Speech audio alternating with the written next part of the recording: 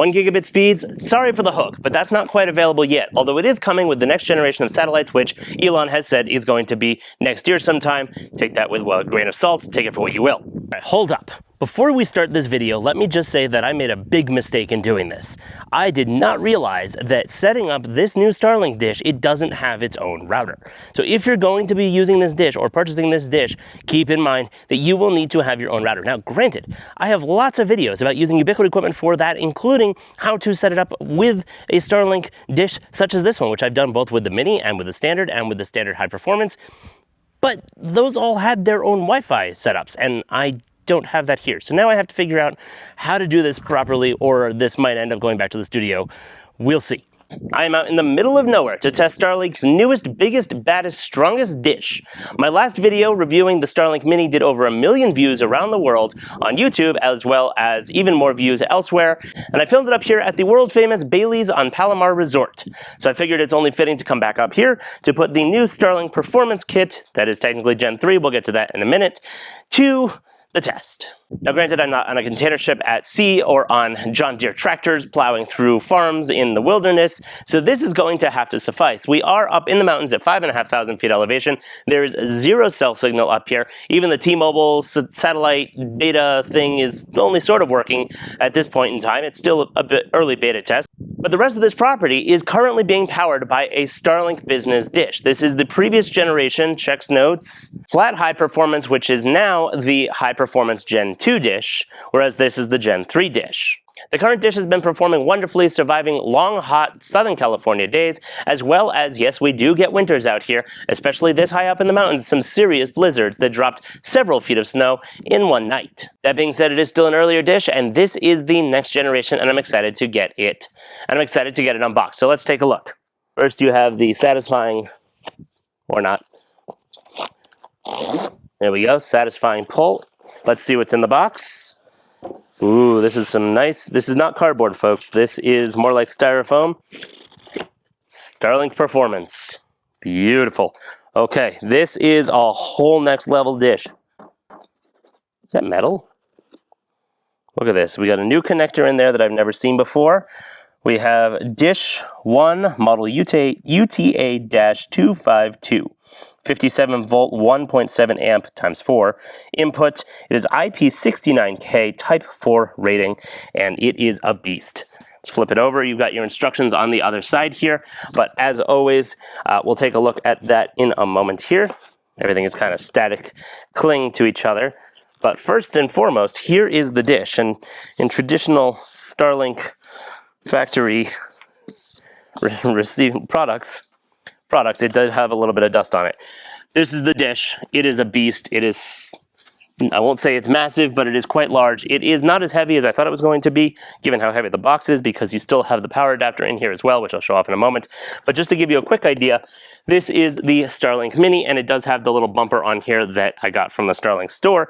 And just to give you a comparison in size, that's what the Starlink Mini looks like held up next to the new Starlink High Performance. Apologies for the interruption in the video, but at least I'm doing it in a picturesque location. Hopefully this is a nice, serene, relaxing moment for you. But I have to talk about MoveBot. I have here with me Colin from MoveBot, who's the sponsor of this channel, longtime friend of the channel, and who without I would not be able to do most of the videos, or if not any of the videos. So thank you very much for your support. Welcome to the show. Thank you very much, Jesse. It's an absolute pleasure to be here. Why don't you tell us a bit about MoveBot? Sure. So MoveBot is basically a next-gen data migration platform. If you want to move data into Google Workspace or between Google Workspaces, tenant to tenant, we have a fully scalable product. You don't have to worry about setting up any infrastructure. We can connect over 30 different platforms. Really easy to use, and it should be for sort of Google to Google migrations or migrations into Google, really point, click, and go. And honestly, as simple as that. It is super simple. Fantastic. Thank you very much. Thanks, Jesse. Thank you. Let's get back to the what's in the box. Put the dish aside over there for a moment. Now we've got here the new high-performance Starlink power unit.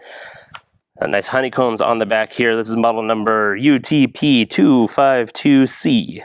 Looks like this has a mounting plate capability. Looks like this has a mounting plate here on it, which I imagine snaps off. Check that out in a minute. And then you've got network to the dish, plus minus. That's going to be your power input there, as well as your standard outlet, which is what we're going to use today. So I'll leave that off there. This is supposedly rack mountable, but I haven't figured out how yet, so we'll have to get into that in just a bit. Okay, that's how that mounting plate. You've got a mounting plate on the bottom of the power unit here that you can take off and then mount to your wall or wherever you're going to be plugging this in, and then it just clips right back like so. That's it. Also in the box, we have here the Ethernet connection from the power unit directly into the dish, and this is the new connector that I mentioned I haven't seen before. It has a twist easy on off. It is, of course, I believe, proprietary and goes directly into the dish. Then we have here a heavy-duty Ethernet cable. Now, if you watched my previous video, you will recognize this as the proprietary design that they did for pulling out a waterproof Ethernet. Let's show this off over here as well. This essentially has the waterproof bands on it, as well as the custom design clip. A lot of flies. The custom design clip, which enables you to just pull it out of a Ethernet port, as opposed to the standard clips, which looks more like this. And you have to push down on that clip in order to pull it out. And that's for plugging directly into your network infrastructure. These are the connectors you're going to use if you want direct power. And this is your regular power cable, which of course is the one that we're going to use. So I will take that out. And then it's got some very nice mounting hardware here for you. Shut that off like that. And of course your regulatory notices, etc., etc. We don't need that right now. Okay, back to the dish. As we saw before, that's going to require this cable. And the way that that's going to go in, which I'm trying to film from the point of view of my glasses. Hopefully it works well for you. If not, I'll show after. You've got the red line here that just lines up like so, and you can see it just turning itself and then clicking directly into place. All you have to do is pivot that a little bit, pull it right off, and Bob's your uncle. Okay, last thing to note is that you do have your mounting points on the back of the dish here, and those will be compatible with the various mounts that Starlink and other third-party accessory makers make for this. Let's get it set up. First on the instructions, get the Starlink app, which I already have because, again, we already have an existing business connection up here, and so we'll be utilizing that. We're going to plug in the power unit and plug in power to the dish, and we're going to put it down on the ground and see what kind of speed we can get. I anticipate that we're going to get probably around oh, the battery's died. I anticipate that we're probably going to get about 400 meg down, give or take. That's generally what we tend to get on the other dish here, which is just, like I said, the business performance dish. That being said, like I said at the top of the video, sometime next year when the satellites are launched and are online, then we'll be able to supposedly be getting 1 gig downloads on the dish. I haven't heard about the upload speeds. I do hope those increase as well, because on a good day, I'm still getting maybe 40 up. I took my glasses off because I don't need the first-person view angle anymore, and the battery died, so they're charging back up. We'll put them back on a little bit later. Those are the Meta Ray-Bans if you're curious which model I am using. The flies up here are super annoying, so if you see me waving around my head, that's what I'm trying to do. I'm trying to wave them away, not trying to communicate with aliens. All right, before we go and set up the dish, I want to clarify one thing about the names. Previously, you had the flat actuated, and you had the flat high performance actuated, etc. The actuated high performance is now the Starlink Performance Kit Gen 1. The flat high performance is now the Starlink Performance Kit Gen 2, and then this one is now the high performance Gen 3. Now with that out of the way, let's go set it up and turn it on and see what we can do. Now because there's no power up here, I've got my handy dandy Anker Solex battery pack with the outlets up front, so I'll be able to power the Starlink dish directly from here. I'm also going to be able to get readings on the screen of how much wattage is being used in real time as it first boots up, gets set up, and then gets acclimated and connects to the network and starts providing internet. I have everything set up over here behind me so that you'll be able to see. Now granted, it's not as entertaining as it was on the earlier dishes where they would wake themselves up and then wiggle around and realign using the motors so that they could see the correct angle. However, I am going to let you see what's happening on the dish so that you can see how I position it and what all that looks like. It is pretty standard fare for anybody who's done anything with Starlink dishes before. However, I figure always good to show that. This is the cable that it comes with out of the box. The end that has the circular part on it obviously goes out here and goes into the dish. This part goes into your power brick. Now, what I'm going to do with this is I've got my handy field table here. I'll leave a link down in the description of where I got this. I got it on Amazon. Really simple. This folds up into a small little package, and basically, because I don't really want to get this all nasty yet until it's installed properly, I'm going to sit this down on here and run everything off of this from over here. Now, at some point, I will figure out how this is supposed to be rack mounted. They did say that it has a rack mount. I haven't seen anything more mentioned about that, so I will follow up on that, and maybe before I publish this video, I'll be able to put a bit at the end that describes how that is done, and I'll mount it in my rack at home, and you can see what that looks like. So now I'm going to put this into the Ethernet port here, where it has the symbol for that. Oops, upside down. Get it in there nice and good. And then, of course, as well, we're going to plug in, and this is all waterproof, which leads me to believe that this dish is this unit is waterproof as well, so I will have to double check on that, but that'll be pretty cool, just like the previous units. I take it back. It does say on here that this is IP68 rating, so this can get splashed. I don't know if you would want it submerged for very long, obviously, but it can get wet. That being said, I am going to plug it in over here on my table and plug it into the Anchor kit. Well, that gave me a brief heart attack. I thought it wasn't going to turn on, and then this would have been a very short test. All right, let's plug this in here like so, and I'm actually going to put this over here in the shadows so that it is out of the sun, because it is a battery and, you know, safety first. All right, next comes the fun part. Plug this into here. You don't even need to twist it when you're putting it on. You just push. And this, when you're putting it down on the ground, doesn't have any additional stand. I'm just going to point it this way, if I remember correctly, is approximately north, which is the direction where this needs to go. So now, I'm gonna go over here. Okay, at this point we're pulling out 27 watts, and this is beginning to boot up. I'm going to record my screen and open up my Starlink app. It's very bright and very hot out here. Okay, set up another Starlink. Start setup. This is the performance dish. Okay, we're gonna hit confirm. Find a clear view of the sky. I have a clear view. Plug in Starlink. My Starlink is plugged in. Connect to Wi-Fi. You'll need to set up and configure a third-party router to connect to Starlink, or skip now and connect later by signing in.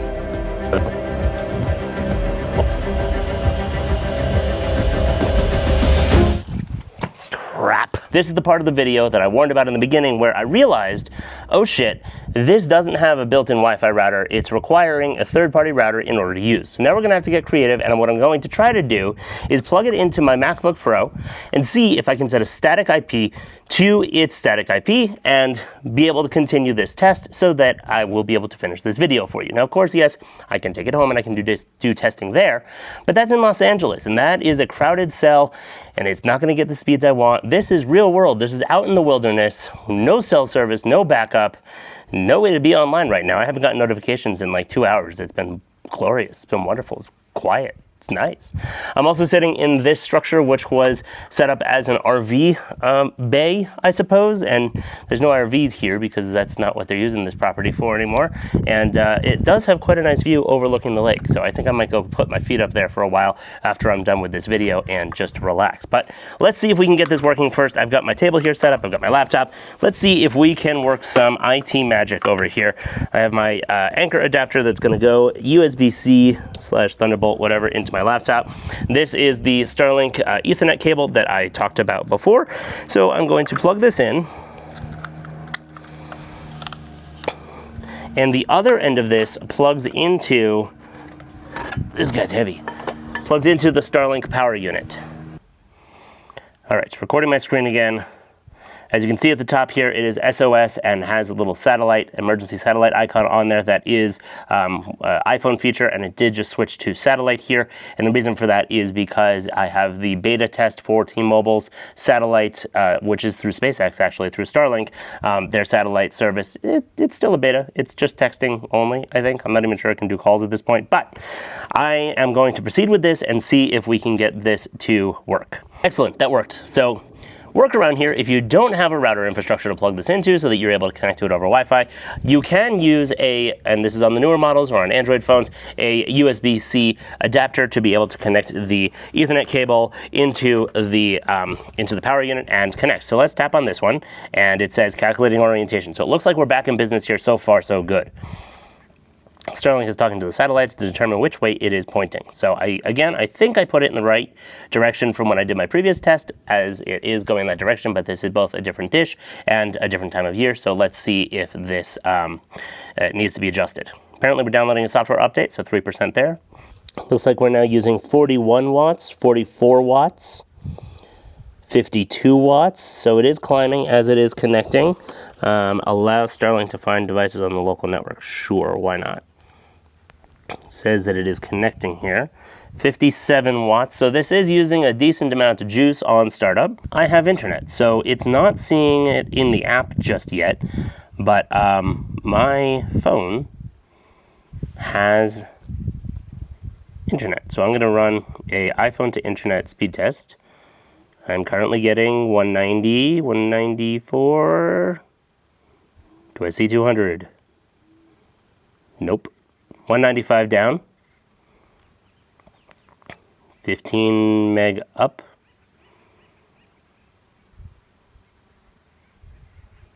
And 22 millisecond ping time. So now remember, this is generally around what I thought I was going to get. 200 to 400 usually is what you're going to get up here. Plus, it's also the first boot of the dish, and it is going to take a little while for it to fully acclimate and get adjusted to the satellites overhead. Let's check out my channel on YouTube, and this is my video on the These are the Snap Spectacles. And I'm standing here at AWE at the Snapchat booth upstairs, where they've taken over pretty much the Quality's entire at 720. Let's move this up to 2160, which is ridiculous to do over Starlink, but you know, whatever. And playback speed for fun, we're gonna go 2x. Going to have a new consumer version of these glasses. Right now, this is a reference design. You can only really get it as a developer, as you're building out developer experiences for using these. All right, that's impressive. It's pulling down 4K video, and it's playing it at 2K speed, which means that it's buffering ahead of 2 times real time, which is fantastic. And I'm very happy with this setup. All right, I was able to get it connected to the app on my phone, and now I'm going to install the update, and let's see if the performance improves after the update is done. Okay, looks like we're connected back to the Starlink dish now. This is searching for satellites. So let's see if I have the alignment in correct order, because we haven't done that yet. And let's see what this takes. Now let's also do a voltage check. We are doing 51 watts and holding, 88 watts. Okay, so this thing is actually spiking on occasion. The average power draw is 70 watts. So again, it could spike up to 88 like I just saw. Right now it's at 61 and holding. So it depends on what's going on. Installs, reboots, I imagine. Oh great, somebody's cutting the grass over there. I imagine that if you have the heater on and it's trying to do snow melt, that it is going to use much higher, probably into that 80, 90 watts, but the average usage that it's going to be pulling here is 70 watts. Some of the other stats while we're waiting for this: the peak throughput of this dish is 475 meg down and 75 meg up. Again, when the next generation satellite network goes live, then this is supposed to go to a gig. I don't know what that is going to mean as far as upload. If you see anything on that, please drop in the comments and let me know down below the video. The environmental rating with the cables installed is IP69K, and without the cables is IP68. The power supply itself is, as I mentioned before, whether the cables are installed or unplugged, is IP68 rating. The Starlink operating temperature is -40 Celsius to 60 degrees Celsius, which is -40 Fahrenheit to 140 degrees Fahrenheit. Snowmelt capacity is up to 85 millimeters per hour, otherwise known as 3.5 inches per hour. So that's pretty solid to be able to keep up with pretty much even the nastiest blizzards. Now remember, this is the dish that they're using on the SpaceX rocket barges that has to and is built to withstand rocket flames coming out of the dangerous end of the rocket as the rocket lands itself on the barge. Also, I imagine these are the dishes that they're going to be using in Antarctica, which there's no worse blizzards anywhere other than there as far as I know. So this is a really, truly next level, take it all, can take a beating dish. Okay, it looks like we're online. We've got statistics here. Ping success. Obviously, these numbers are going to be funky because we just rebooted, and because it's the first time it's set up and it hasn't had time to fully acclimate with the network. That being said, our latency is 26 milliseconds, power draw is an average of 44 watts, throughput right now is 1 meg because it's not doing anything, and outages we're also not going to really check because, as it says, your Starlink just powered on. Network performance should stabilize after about 15 minutes. Let's take a look at an alignment, though, because my tilt is completely incorrect. So I tried, but I didn't quite get it there, so I'm going to you over to here so that you can see me realign the dish here. Now, in the app, it should tell me when I move the dish correctly. Am I going the right direction? No, I'm not. I'm scratching the hell out of it on these rocks. Okay, so that's the tilt it wants us at. A little hard to do, given that I don't have any mounts for this thing. Okay, we got it. So when you're configuring it, apparently it is taking into account not only the direction, but also the angle of the dish. So now Starlink is aligned, and hopefully we'll get better performance out of this dish. Let's do another speed test now. iPhone to the internet. Start. 200 out of the gate.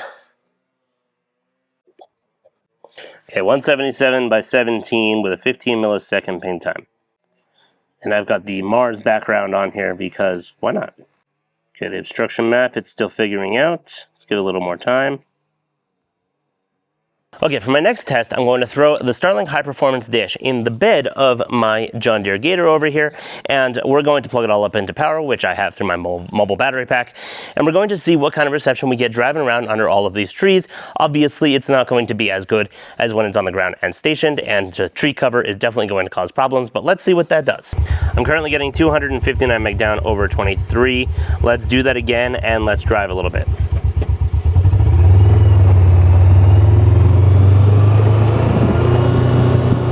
Down to 60 meg while driving.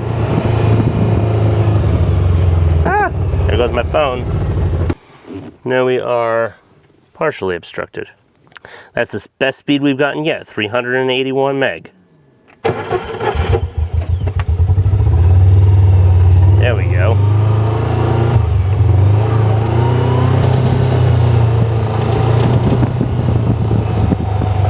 $383.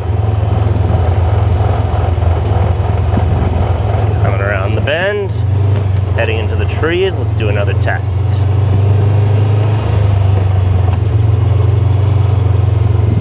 Still seeing 100 meg. Now we're down to 24, 33, 40. Granted, now we're back out in the open.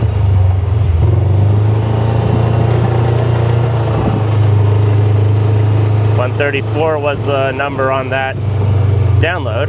Now we're at 15 up. There's my other Starlink dish right to my left. You'll see in the background as we drive by over here.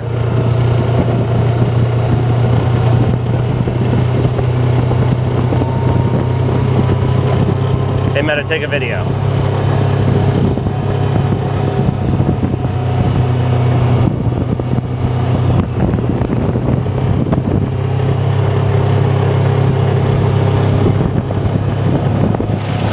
Okay, we're getting some speed going now. Woo! Still doing 160. There's no tree cover, but we're doing 160 meg, 200 meg down.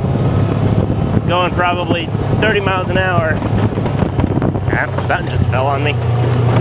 Whoop. Alrighty, I'm gonna turn around here. Still doing 19 meg up.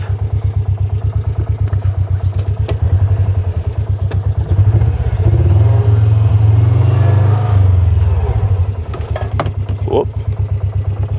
Almost lost my camera there.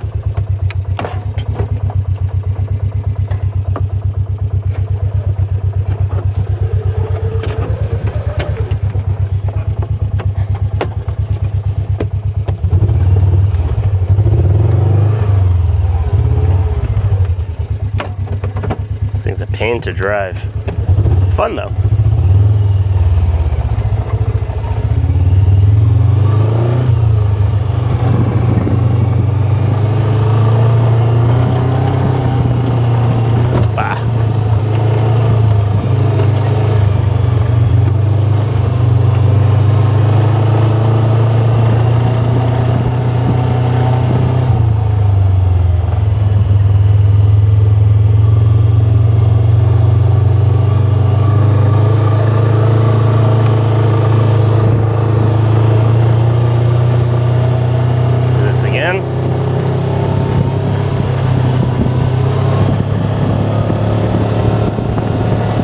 269 down. Got some good speed going again. This is actually a lot of fun.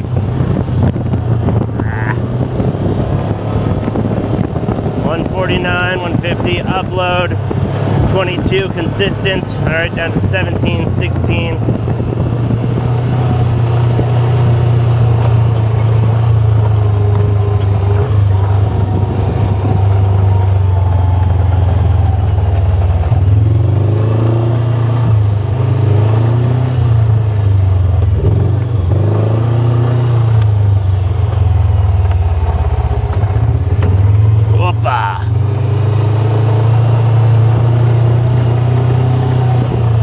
Going through this tree tunnel.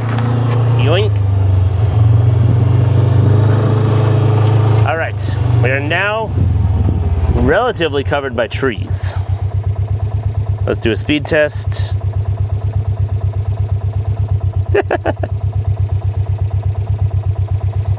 We're looking at, just thinking about it.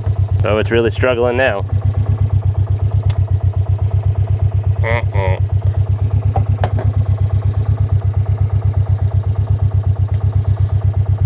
Error. All right, direct under tree cover, maybe not such a good idea. Let's move forward just a little bit here.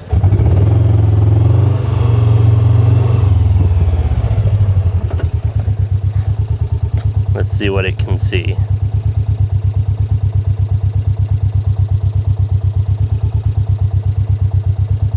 Okay, we've got a little bit of tree cover, but still open sky over that way, which is probably, if I had to guess where it's looking. And yeah, definitely back to normal. 250 down, 260 down. Do I see 270?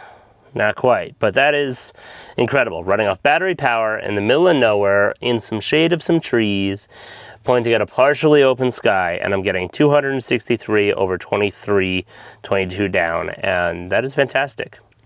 Again, all this being said, I am not on a ship at sea or catching a rocket from space or, you know, on an oil rig somewhere or off in the Arctic frozen tundra. So I can't actually test any of those use cases and scenarios. But if there's any dish that I would trust with the ability to do that, it's going to be this one. This is rugged. It is solid. It is designed for this by the company who has some of the harshest environments in the world.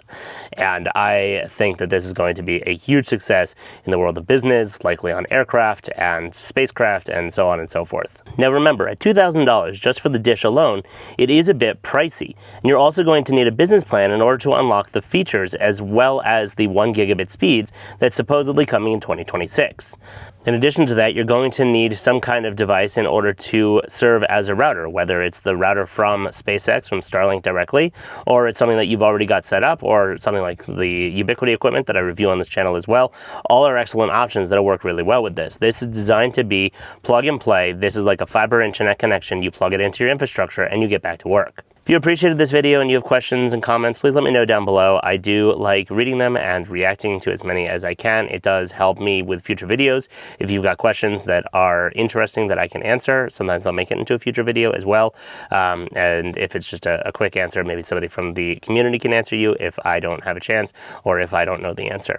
I do enjoy being able to do reviews like these, and it's all thanks to folks like you taking the time out of your busy schedules to watch my videos. So I appreciate any purchases you make from my affiliate links, as well as your time to watch the channel and any of the ads that came up. Thank you. As always, thanks for watching.